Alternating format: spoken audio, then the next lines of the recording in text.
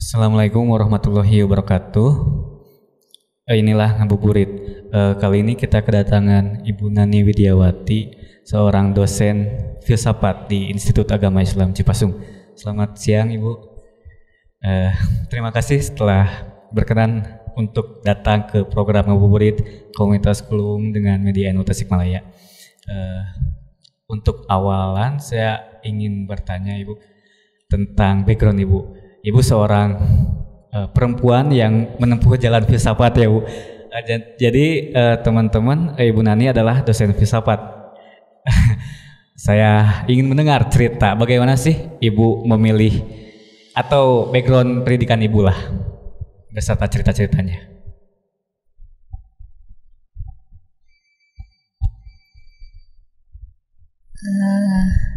Baik, tentang background pendidikan, saya terakhir mengambil filsafat di UIN Syarif Hidayatullah Jakarta.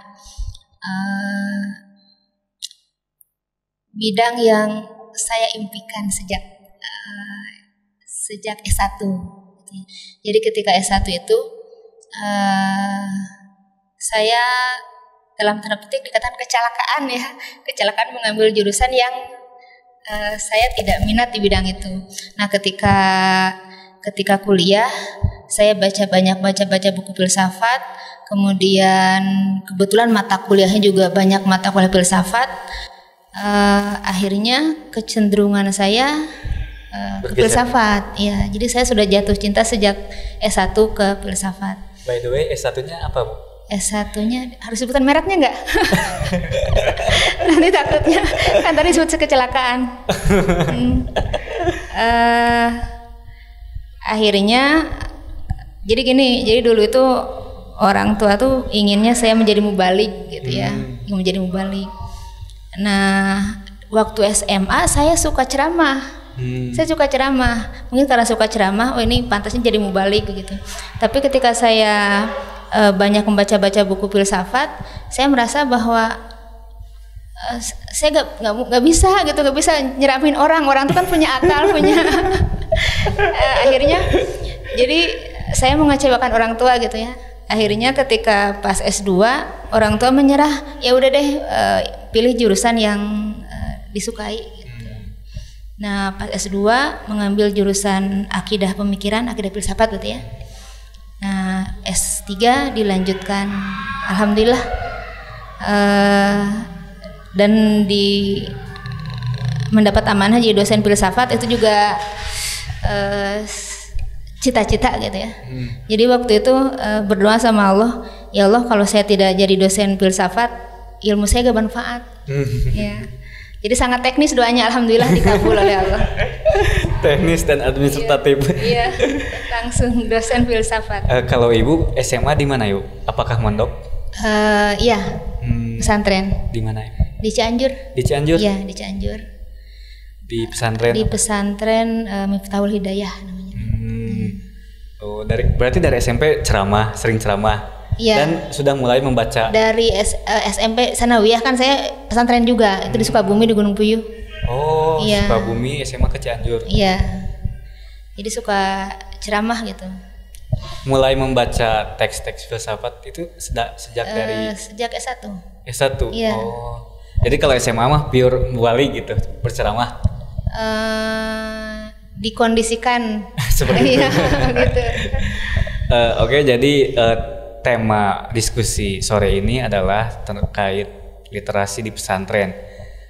Bu Nani sebagai praktisi literasi tentunya mempunyai banyak gagasan dan juga keluhan atas problem-problem yang menghambat literasi di pesantren ya Bu. Bisa diceritakan Bu terkait ya literasi pesantren? Oke. Terkait literasi pesantren mungkin saya ingin menyampaikan 3 hal. Yang pertama saya ingin menyampaikan tentang konsep literasi itu sendiri. Kemudian yang kedua bagaimana karena literasi itu adalah muaranya kemampuan membaca dan menulis, bagaimana tradisi membaca menjadi tradisi menulis dalam sejarah Islam. Kemudian yang ketiga tentang tradisi literasi di pesantren sendiri.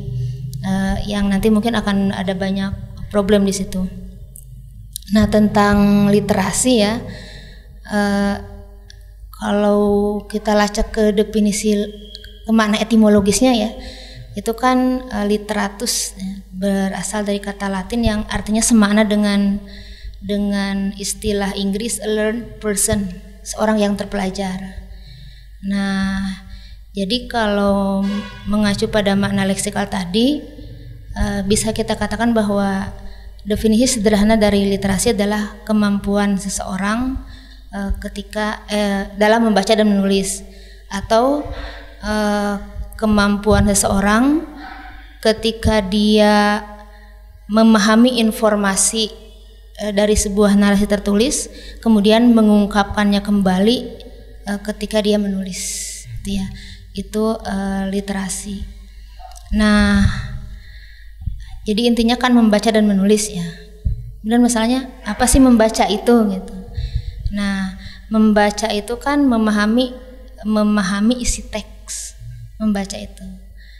Isi teks itu apa? Isi teks itu informasi yang masih terkurung dalam narasi yang kalau kita lihat secara struktur itu kan terdiri dari paragraf, dari kalimat, kemudian kata gitu ya. Nah, kalau pembaca sudah memahami bahwa ketika dia membaca itu berhadapan dengan struktur narasi itu, maka membaca tidak lagi dikatakan sebagai proses yang sederhana gitu.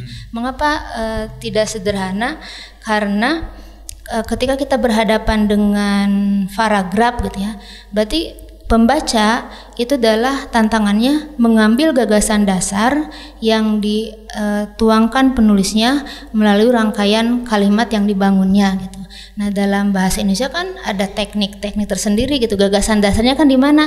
Apakah di awal kalimat, apa di akhir kalimat, atau menyatu dalam keseluruhan kalimat gitu. Itu kan kemampuan yang tidak sederhana. Kemudian dilihat dari sisi kalimat sendiri. Kalimat itu kan paling sedikit terdiri dari subjek dan predikat gitu ya. Nah, kalau disebut itu kan kelihatannya seperti sederhana, tapi kan tidak sederhana juga. Mengapa demikian? Karena ketika membaca kita kan tidak selalu berhadapan dengan kalimat sederhana seperti buku ini bagus misalnya gitu ya, yang subjek predikatnya sudah sangat eksplisit. Tapi misalnya kita berhadapan dengan kalimat seperti buku yang ditulis oleh Diwan yang isinya mengungkap tentang tuntutan dan tantangan zamannya, dan juga mengungkap tentang idealisme penulisnya, bercerita tentang tradisi literasi dunia pesantren yang semakin hari semakin menunjukkan dinamika yang menggembirakan. Nah, itu kan complicated gitu. Jadi harus mampu juga mengungkap itu gitu. Kemudian kalimat juga kan terdiri dari kata gitu ya. Nah, kata ini sendiri kan apa tuh kan simbol ya, simbol yang di situ kita harus bisa ambil pengertian darinya.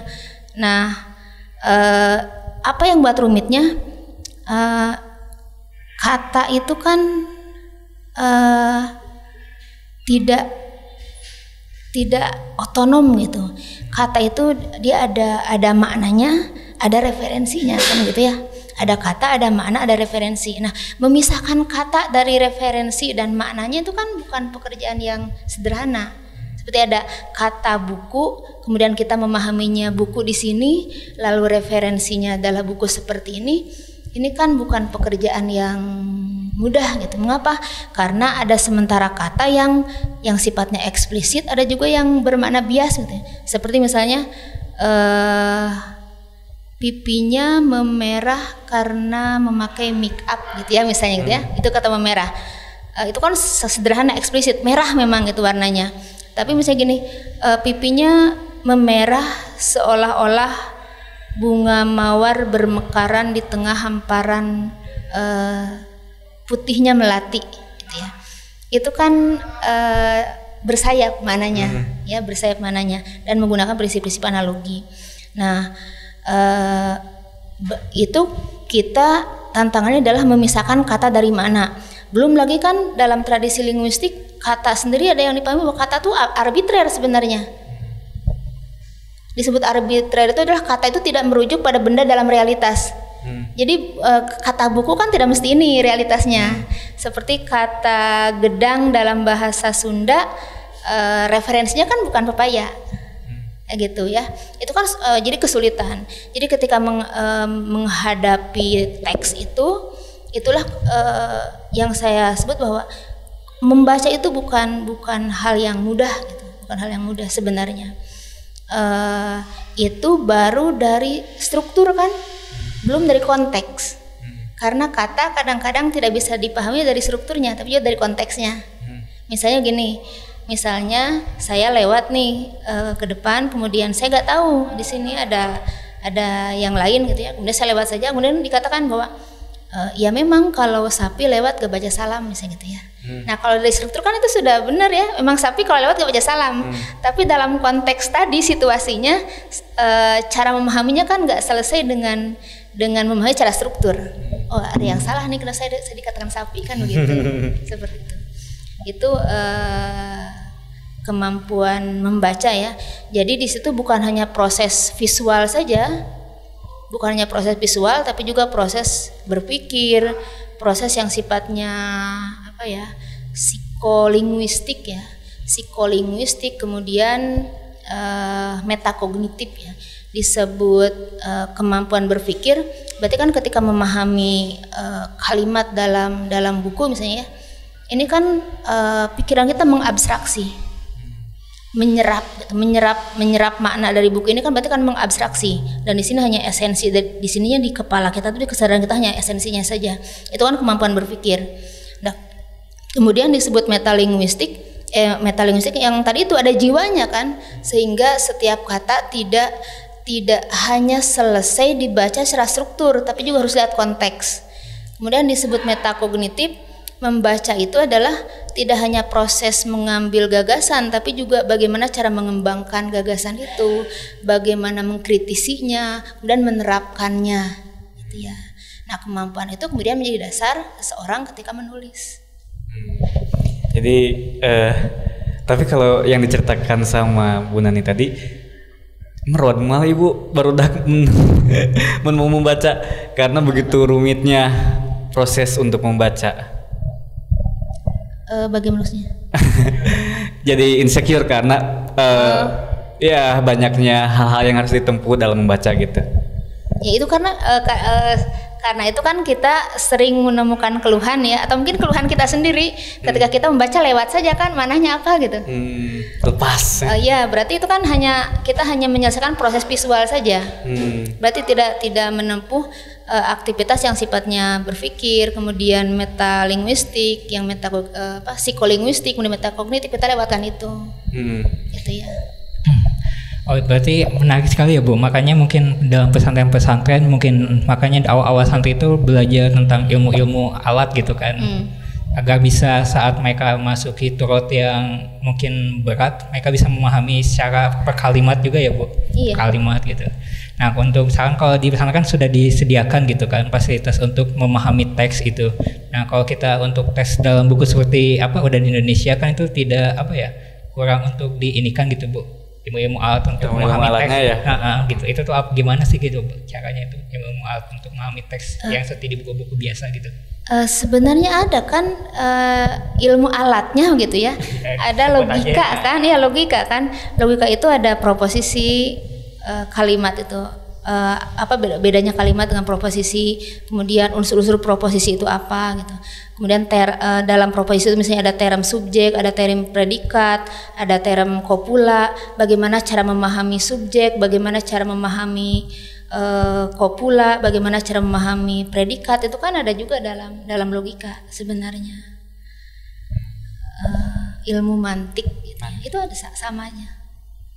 Bahasa itu sama, ada logikanya. Jadi selain nausorob, ilmu alat pun kadang sering dilupakan bahwa mantik juga adalah ilmu alat ya.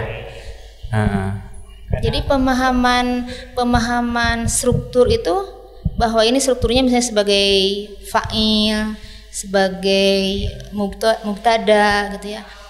Itu kan mempengaruhi cara kita memaknainya. Tapi kalau nggak bisa membaca bahasa Arab kan kadang-kadang menerjemahkannya kan susah juga. lewat begitu saja. Iya. Saya ada pertanyaan Bu. Jadi terkait literasi di pesantren ya, atau mungkin di Tasikmalaya lah ya.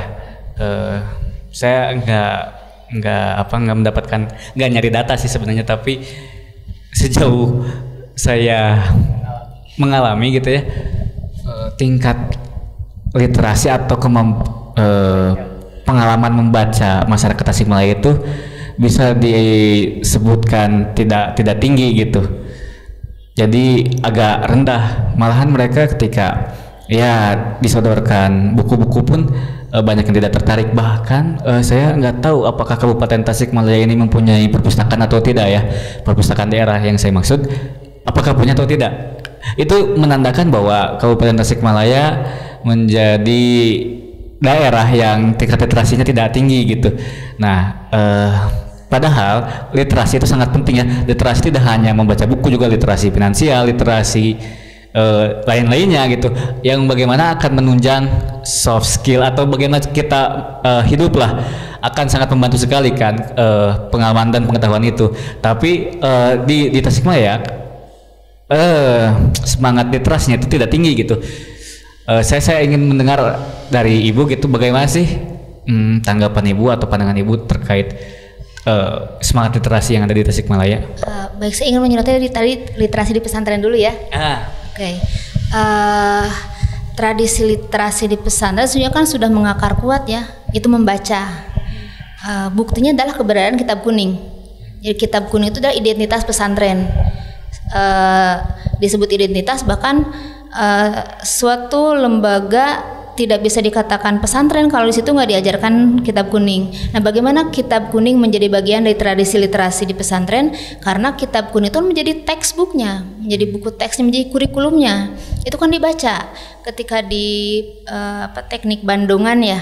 Ketika belajar klasikal kan kiainya membacanya per kata, kemudian frase, kemudian kalimat, setelah itu dijelaskan maknanya, santrinya menulis kembali ya. Itu kan sesungguhnya tradisi literasi sudah terbangun dan itu mengakar kuat. Itu kan ciri khas pesantren seperti itu. Outputnya gitu ya, mungkin kalau dilihat dari skup Tasikmalaya mungkin kurang relevan juga gitu kan, soalnya outputnya kan santri. Nanti santrinya ada yang kuliah di S2 melanjutkan ke S3 gitu ya. Saya lihat karya-karya literasi yang hebat, yang punya akar kuat keislamannya, itu latar belakangnya saya hampir pastikan itu santri gitu ya.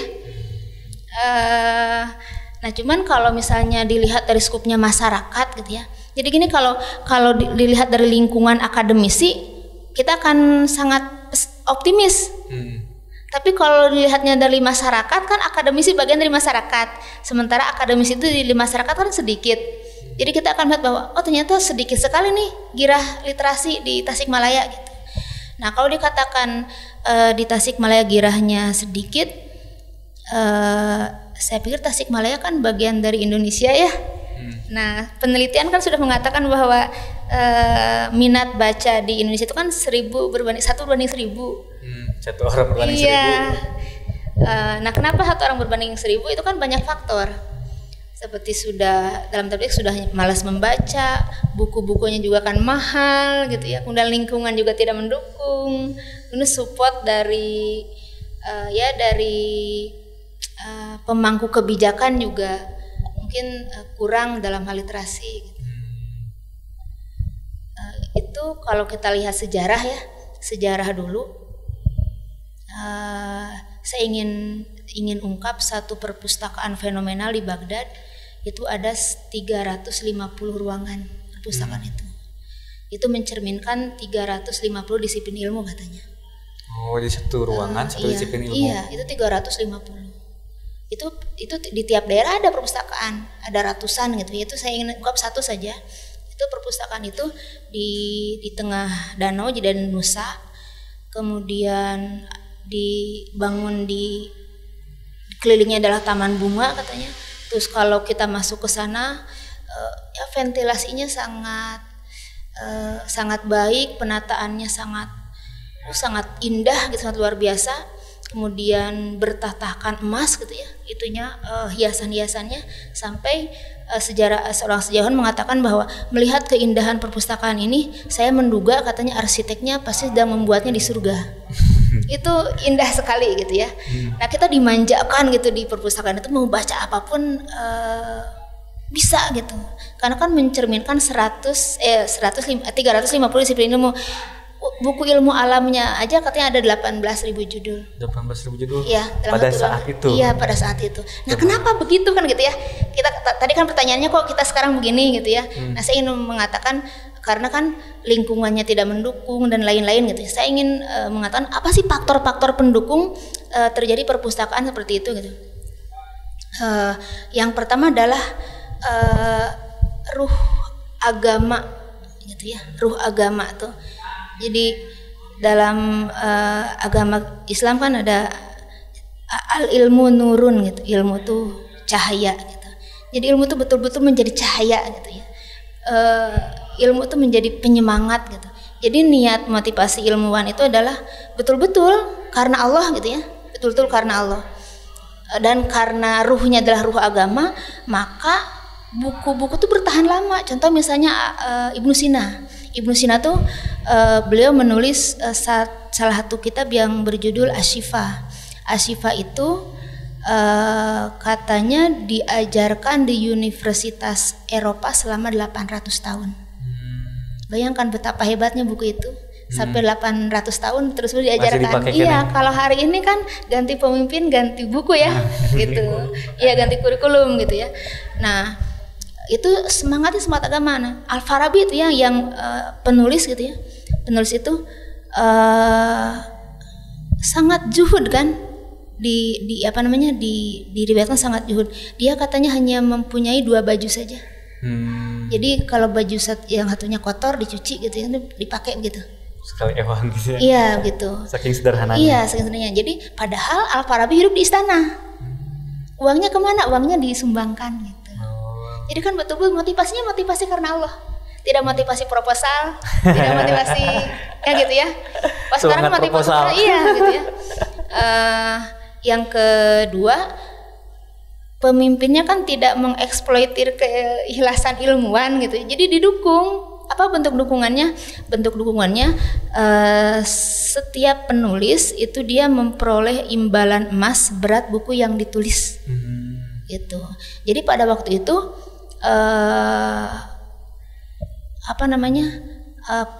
seorang penulis itu punya masa depan yang dalam cerah gitu ya. Kalau hari ini saya nggak tahu. Tapi menarik juga sih digarisbawahi bahwa seorang pemimpin itu jangan mengeksploitasi keikhlasan para ininya ya.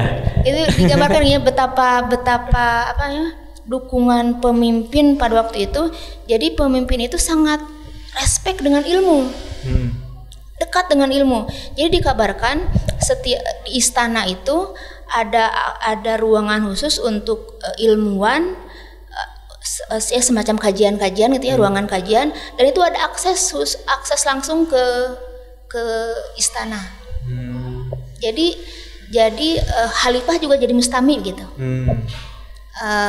Dan pada waktu itu raja itu atau khalifah itu merasa betapa pamor kerajaannya sangat hebat kalau ada ilmuwan di situ.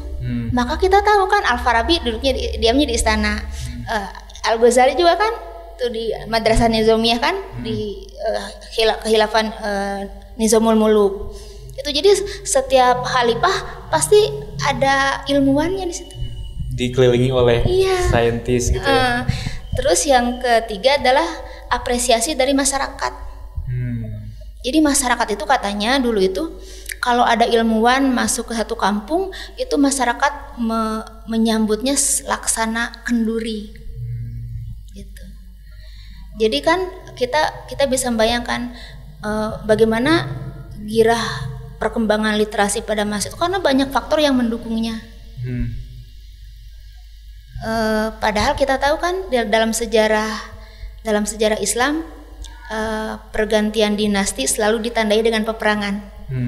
Dan peperangan selalu ditandai dengan pembumihangusan perpustakaan. Tapi tiba-tiba muncul lagi perusahaan gitu. Kenapa? Karena dukungan dari penguasa itu sangat signifikan bagi perkembangan ilmu. Menarik itu Bu, kayak 3 faktor itu emang saling mengikat gitu. Bukan, bahkan saya seperti tahu lah, seperti sekarang penulis itu ya bisa dikatakan untuk kaya itu susah sekali untuk di Indonesia gitu kan. Bahkan katanya untuk honor saja 10% dari harga jual buku gitu kan, belum ditambah pajak-pajak yang lain lah gitu kan Bu. Belum lagi royalti yang sudah diberikan. Belum lagi bajakan gitu kan Bu. Sekarang itu PDF banyak gimana. Makanya saya membandingkan bahwa emang mungkin sekarang itu ya, saya memandang bahwa masa depan penulis itu emang mungkin dikatakan dalam hal material itu suram gitu ya Bu. Bukan hanya suram dalam material, tapi dalam dalam masyarakat juga kurang terapresiasi, karena sekarang kan lebih kepada formal lah gitu. Mereka yang udah S3 udah jadi terasa paling ini gitu. Sedangkan yang membaca itu yang mungkin udah membaca yang tingkat ini tuh enggak keinikan gitu ya Bu. Yang jadi ada sifat formalistik gitu. Makanya untuk saya gitu memandang bahwa tanpa memandang formal itu gimana bisa nggak tidak potensi itu bisa kembali lagi itu Bu, seperti keadaan zaman dulu, bisa tidak? Kata guru saya ya, sebenarnya kita bisa sampai ke cita-cita Renaissance ketiga, Renaissance Islam, kebangkitan Islam yang masa lalu. Tapi syaratnya adalah kan gini, kan kebangkitan Islam kan ditunjang oleh tadi itu banyak faktor itu ya. Ilmuwan itu. Nah, dalam sejarah Islam kita tahu ada sosok Al-Farabi, Ibnu Sina, Al-Kindi, dan banyak lagi gitu ya. Tapi logikanya mungkin enggak kejayaan Islam pada masa itu ditopang oleh hanya dalam tanda petik sekian jumlah ilmuwan saja. Tidak kan? Pasti banyak ilmuwan-ilmuwan minor yang tidak tercatat dalam sejarah. Kalau dilihat dari produktivitas perpustakaan yang tadi itu ya,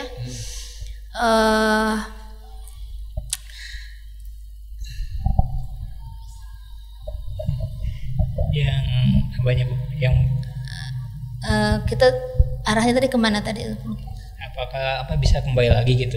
Oh iya, potensi.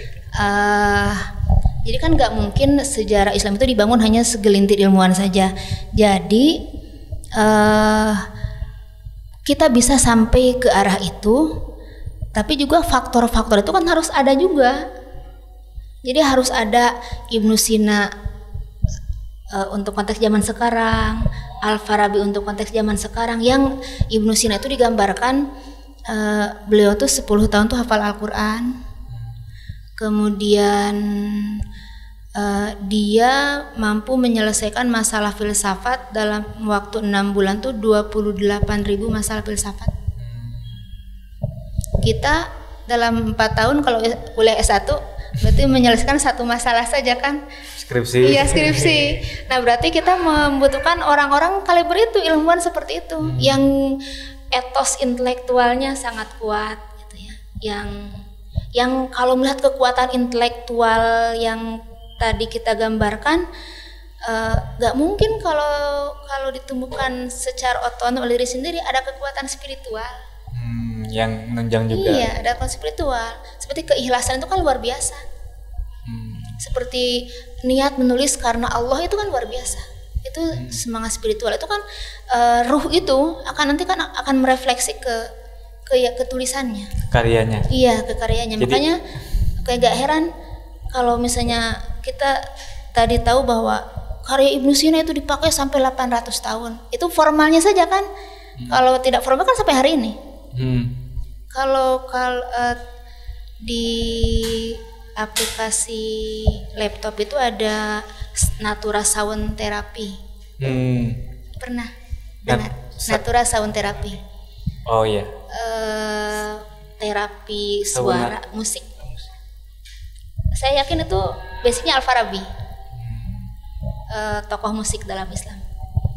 Jadi sesungguhnya kalau kita hari ini dibuat kagum oleh ilmuwan-ilmuwan dan filosof Barat, Sesungguhnya kalau kita lacak dari sejarah, Renaissance di Barat itu kan terjadi karena penerjemahan filsafat dan ilmu pengetahuan Islam ke dalam Eropa. Sebagaimana dulu terjadi kejayaan Islam itu adalah ada gelombang Helenisme itu, penerjemahan filsafat Yunani ke dalam bahasa Arab. Iya. Jadi kalau kita mau gali sejarah kita, ya sesungguhnya kita kembali aja ke basic. Islam tuh punya akar kuat gitu. Jadi Barat itu kan dasarnya kan Islam juga, hanya kemudian karena pengembangnya adalah sekuler, maka corak ilmunya menjadi sekuler. Tapi kita juga harus memahami gitu keberanian para ilmuwan Muslim zaman dulu mentranslasikan karya-karya Yunani ke bahasa Arab. Karena kalau sekarang kebanyakan tokoh muslimin atau itu kayak anti gitu, misal kalau ada kita membawa ilmu barat tuh kadang sok rada gimana gitu. Berarti kan kalau sejarah Islam membuktikan bahwa dengan menerjemahkan karya Yunani bahasa Arab terjadi kemajuan, berarti kita juga jangan anti ya untuk menerjemahkan karya-karya barat ke dalam peradaban kita. Bisa dikatakan begitu ya. Terus untuk pertanyaan selanjutnya, Bu, ini sekarang itu kita memasuki era baru ya, era digital. Kecenderungan orang-orang terhadap teks tulisan itu semakin menurun. Kita lebih senang, lebih betah melihat audiovisual, melihat video-video dan yang pendek-pendek gitu. Nah, bagaimana sih tanggapan Ibu terkait pergeseran zaman ini, pergeseran medium ini? Oke, boleh nggak saya mengomentari yang tadi dulu? Boleh. Yang apa? Penerjemahan dari filsafat Barat untuk konteks sekarang. Jadi dalam filsafat ilmu itu ada, dalam sejarah ilmu ya, dalam sejarah ilmu itu ada yang disebut dengan naturalisasi ilmu. Jadi naturalisasi ilmu itu adalah proses di mana ilmu berkembang dan berkamuflase menyesuaikan diri dengan ideologi pengembangnya. Jadi ilmu itu netral, ilmu itu kan sebenarnya dari Allah. Ilmu itu adalah positif gitu. Tapi kemudian berkembang menyesuaikan diri dengan ideologi pengembangannya. Maka dalam sejarah ilmu kita melihat bagaimana ilmu menjadi sangat mitis ketika masa pra-Yunani gitu, karena orangnya percaya pada mitologi. Kenapa menjadi sangat rasional pada masa Yunani? Karena pengembangnya rasional. Kemudian ilmu kan berkembang ke Kristen, menjadi sangat Kristen kan? Mengapa? Karena pengembangnya Kristen. Kemudian menjadi sangat Islam karena pengembangnya Islam. Nah, kemudian dikembangkan lagi ke Barat, oleh Barat melalui Spanyol dari Ibn Rus itu menjadi sangat sekuler karena pengembangannya sekuler. Jadi ada banyak reduksi tuh ketika penerjemahan filsafat Islam ke dalam ke Eropa kemudian diadopsi menjadi pengembangan ilmu di Barat, itu ada banyak hal yang direduksi. Seperti metafisika nggak diakui kan? Karena Barat kan hanya mengakui yang empiris saja. Berarti yang metafisis dan yang bahasanya istilahnya matematis ya, itu tidak diakui di Barat. Nah, jadi Barat hanya mengembangkan keilmuan yang sifatnya sekuler gitu ya. Kenapa sekuler? Kenapa yang agama? Jadi sekuler itu kan menentang agama tuh di Barat itu. Kenapa menentang agama? Karena basicnya adalah filsafat abad pertengahan. Bagaimana ilmu pengetahuan berkembang pada masa abad pertengahan? Pada masa abad pertengahan, ilmu pengetahuan dan filsafat hanya bisa berkembang kalau selaras dengan tafsiran Kristen. Gitu, makanya kan, iya, makanya kan ada yang dihukum, ada yang ya dipenjara, kemudian ada yang dibakar hidup-hidup kan? Karena apa? Karena teorinya bertentangan dengan gereja. Gitu. Jadi kalau misalnya kita hari ini menerjemahkan lagi filsafat Barat, mengadopsi ya, saya pikir harus banyak proses islamisasi. Sebagaimana dulu filosof Muslim melakukan proses adaptasi, seleksi dan islamisasi pada filsafat Yunani. Jadi migrasi pengetahuan itu tidak secara ujuk-ujuk gitu, ada prosesnya. kenapa menjadi Islam, kenapa menjadi sekuler? Karena ada proses adaptasi. Jadi kalau hari ini kita mengadaptasi, jadi Islam itu kan adaptasi, mungkin harus banyak mengislamisasi. Nah karena itu kan sekarang ada gagasan islamisasi ilmu itu. Ada kan ya? Iya. Malaysia itu. Nah itu. Kemudian yang kedua tadi pergeseran medium. Oke, media. Lebih ke audio visual. Ya. Saya melihatnya mungkin itu pengaruh juga terpengaruh oleh perkembangan teknologi informasi, ya, perkembangan teknologi informasi yang serba instan gitu, yang serba cepat, harus apa cepat. Sekarang informasi transmisinya secepat sekali. Nah mungkin untuk kalangan-kalangan tertentu yang dalam tanda petik kurang kuat dalam literasinya gitu ya, literasi membaca dalam arti membaca dan menulis, ya mungkin itu dijadikan jalan pintas untuk memperoleh pengetahuan. Jadi yang kemudian lebih diambil itu adalah media audiovisual. Gitu. Karena sering dikatakan kan, kenapa sih tingkat literasi di daerah kita itu sedikit atau minus gitu? Karena bangsa kita itu bangsa tutur, bangsa lisan katanya. Sebenarnya ini bisa diakomodir dengan teknologi informasi sekarang kan ya. Orang bisa bikin podcast, orang bisa bikin apa dengan budaya tuturnya menyampaikan informasi. Nah maka apakah definisi literasi yang membaca dan tulis itu masih tetap relevan? Atau karena orang nggak membaca, hanya menyaksikan atau mendengar gitu, apakah ada perubahan definisi gitu? Kalau perubahan definisi, yang pertama kan definisi harus sifatnya performatif ya, harus disepakati oleh semua kalangan.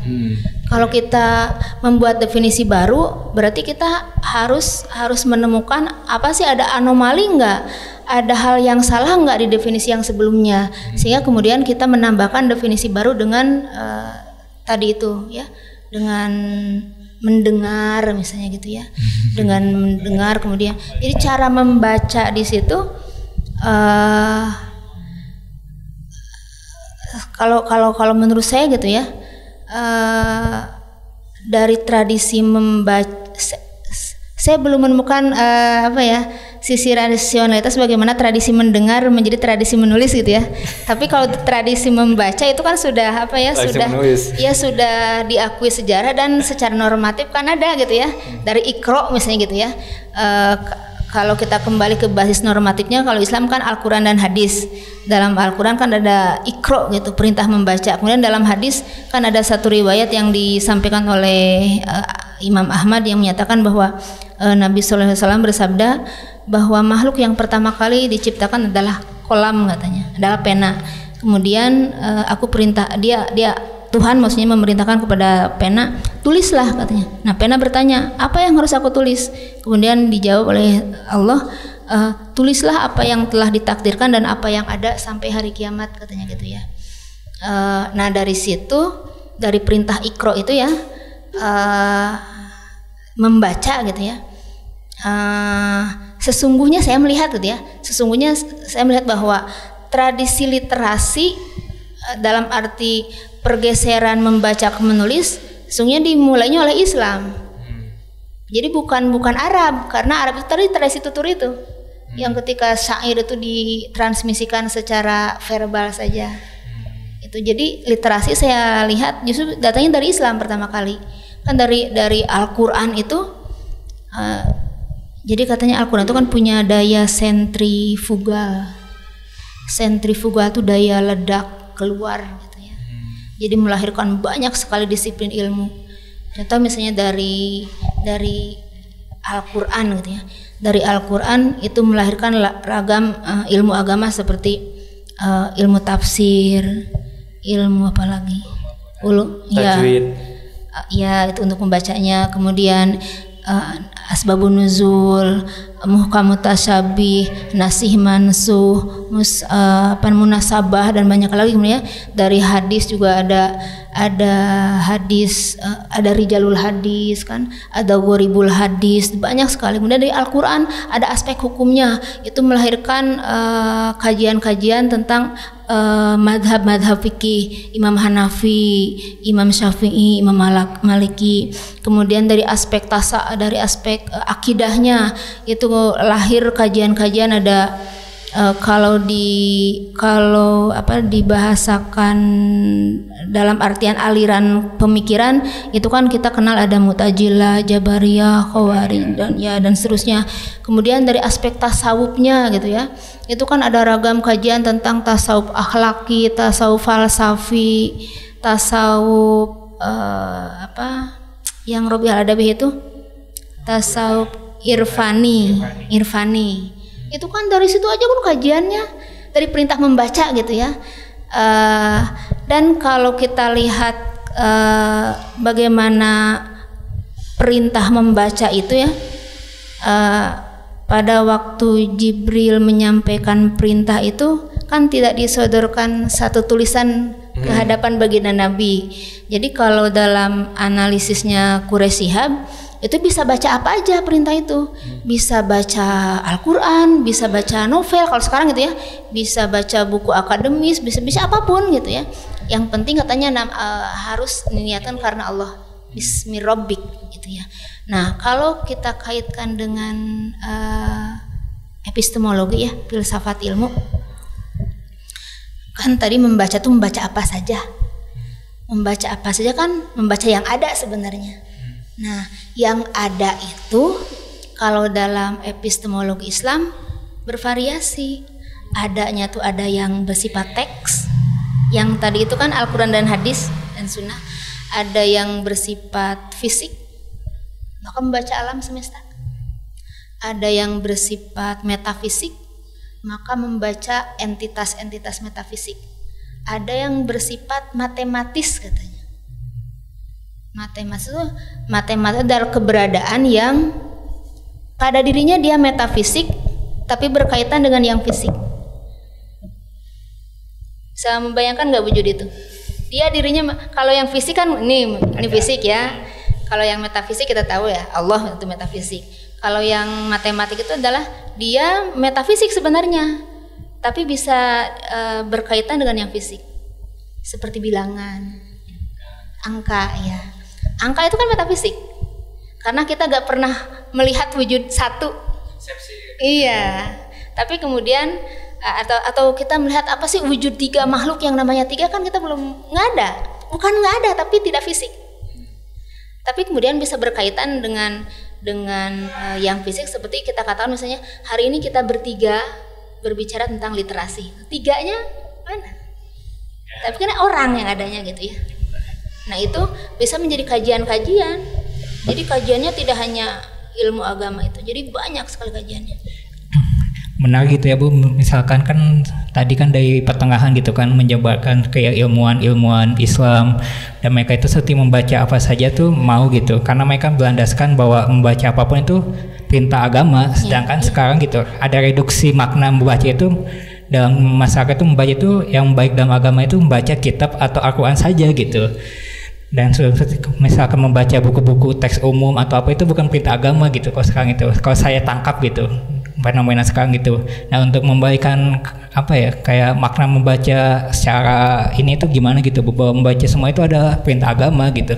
Ya karena sering ada book shaming juga, misalnya kamu baca buku filsafat dikatain sesat atau dikatain apa, banyak terjadi seperti itu ya. Gitu. Yang pertama mungkin harus dipahami bahwa ilmu itu kan bersumber dari Allah, gitu ya. Yang sekarang terjadi itu adalah terjadi dikotomi, seolah ilmu yang dari Allah itu ilmu agama saja, ilmu fikih gitu ya. Jadi tidak terbayangkan gitu ya oleh yang tidak mempercayainya gitu ya. Jadi ketika Allah menciptakan alam itu kan pakai ilmu.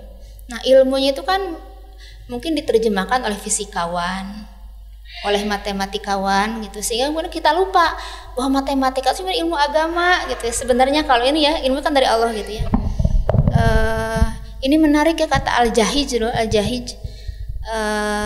Dia seorang zoologi, seorang ahli hewan.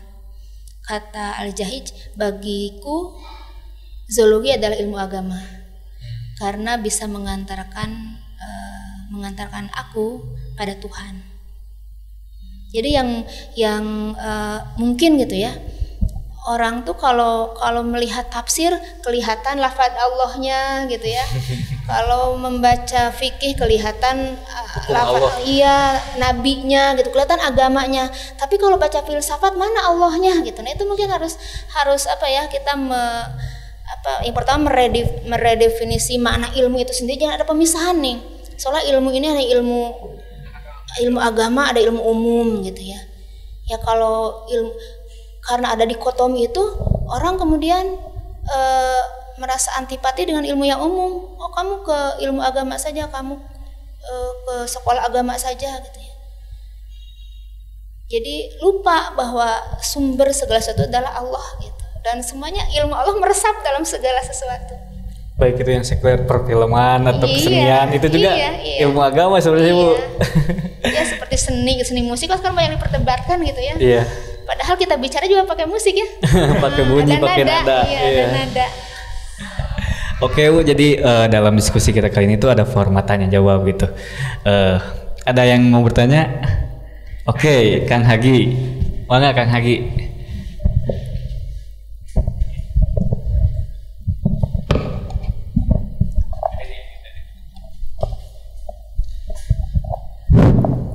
Assalamualaikum warahmatullahi wabarakatuh.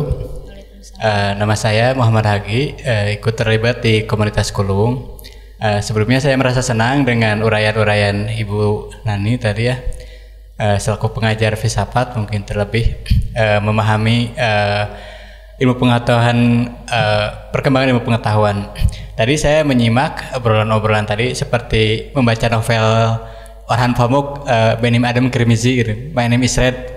Jadi seorang sultan, seorang raja, dia menyuruh bawahannya untuk mencari seorang penulis, dan penulis itu, karya seni itu akan dilapisi covernya dengan emas gitu ya, yang tadi diceritakan di Baghdad tadi. Dan mungkin itu hanya ada ya semacam kerinduan masa lalu ya, yang untuk dibawa hari ini referensinya. Nah, yang mau saya tanyakan tadi terkait literate tadi ya Bu ya, dari definisi epistemologinya tadi, katakanlah terpelajar Ibu mendefinisikannya. Nah, katakanlah terpelajar itu untuk ukuran hari ini, untuk dia bisa turun ke memasyarakatkan dirinya setelah dia kuliah, mungkin ya setelah dia kuliah gitu, dan dia mempunyai tanggung jawab moral itu untuk memasyarakatkan dirinya, untuk memasyarakatkan keterpelajarannya. Nah, cuman yang terjadi mungkin yang saya rasakan juga, begitu masyarakat tidak welcome dengan itu, dengan ini entah apa ya faktornya, entah karena orientasi untuk kuliah itu biar dia kerja, biar bisa dapat uang gitu ya. Etikanya yang berlaku itu ketika dia bisa bekerja gitu di kota atau apa. Ketika dia berusaha untuk memoralisasi, bukan moralisasi, untuk membawa misi tugas moralnya, masyarakat dirinya sendiri, dan masyarakat tidak menyambut itu. Hari ini terjadi seperti itu mungkin Bu. Nah, apakah faktor apa gitu? Apakah ini disorientasi atau apa? Perubahan apa yang terjadi hari ini gitu, ketika seorang terpelajar pulang ke kampungnya sendiri dan dia gak bisa apa-apa ujung-ujungnya gitu. Istilah kasarnya gak bisa apa-apa gitu. Menurut Ibu selaku mungkin yang bergelut di dunia kampus juga, apa faktor hal itu terjadi gitu Bu? Terima kasih. Wassalamualaikum warahmatullahi wabarakatuh.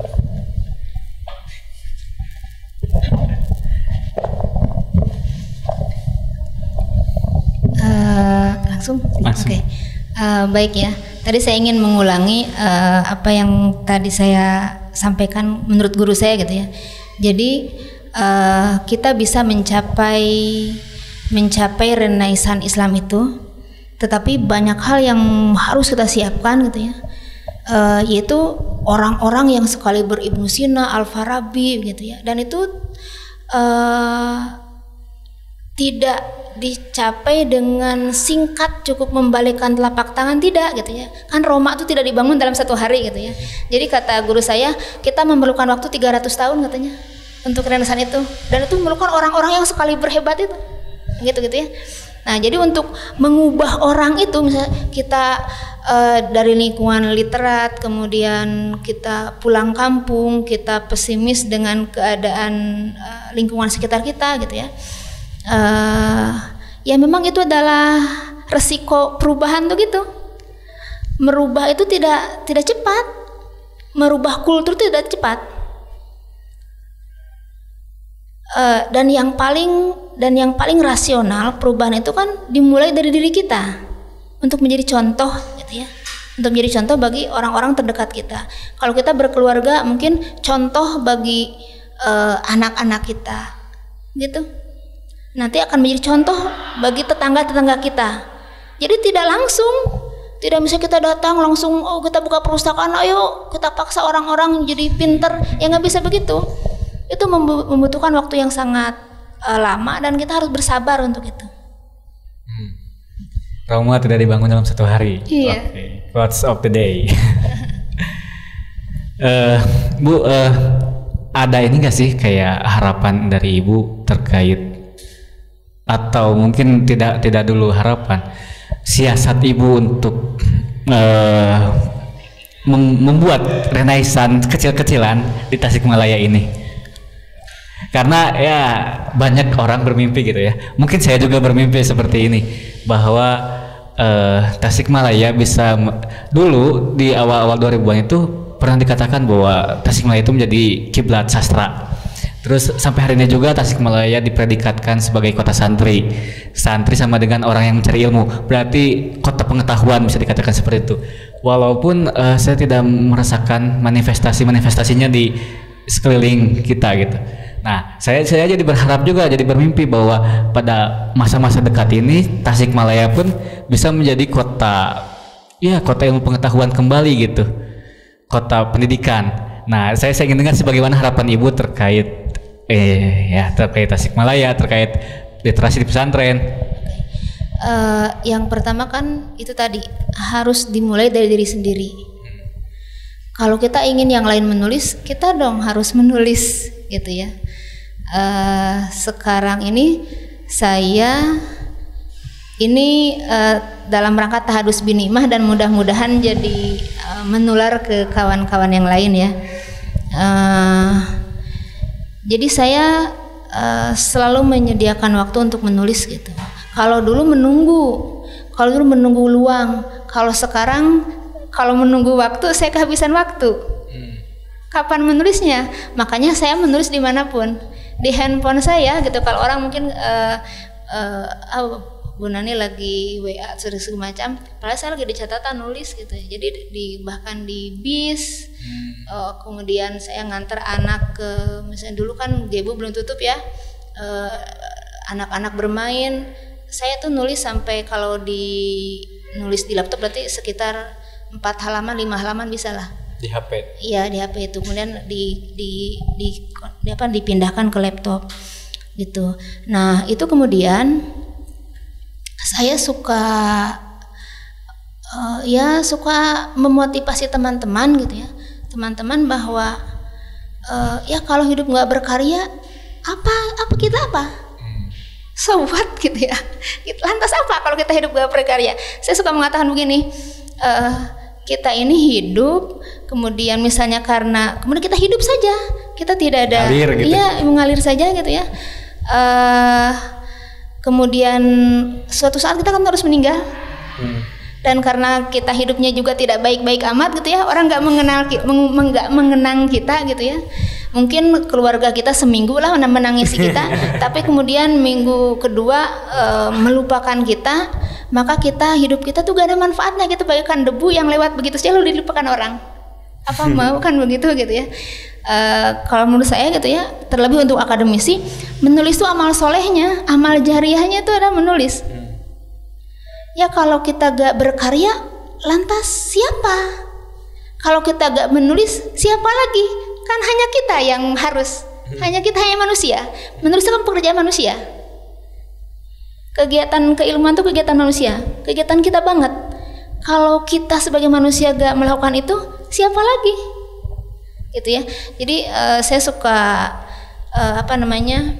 virus itu suka disebarkan gitu ya ke teman-teman mahasiswa, ke teman-teman juga gitu ya. Dan alhamdulillah ya mungkin bukan karena saya gitu ya, tapi saya lihat girah menulis terutama di lingkungan ya akademisi gitu ya, itu terjadi peningkatan gitu ya. Tapi tentu tidak masif gitu ya. Ya karena itu perubahan itu kan tidak bisa cepat, evolusi itu tidak cepat. Membangun sesuatu yang luar biasa itu tidak mudah dan tidak cepat. Jadi dimulai dari diri kita. Punya target menulis sehari berapa gitu. Harus ada target dan disiplin ya. Ada dari diri sendiri juga gitu ya. Dari motivasi diri sendiri. Tidak hanya target. Chapterik ada pertanyaan? Kayaknya tidak ada. Oke, Ibu, sebelum kita mengakhiri diskusi sore kita kali ini, barangkali ada closing statement dari Ibu terkait harapan, pesan, dan impian Ibu.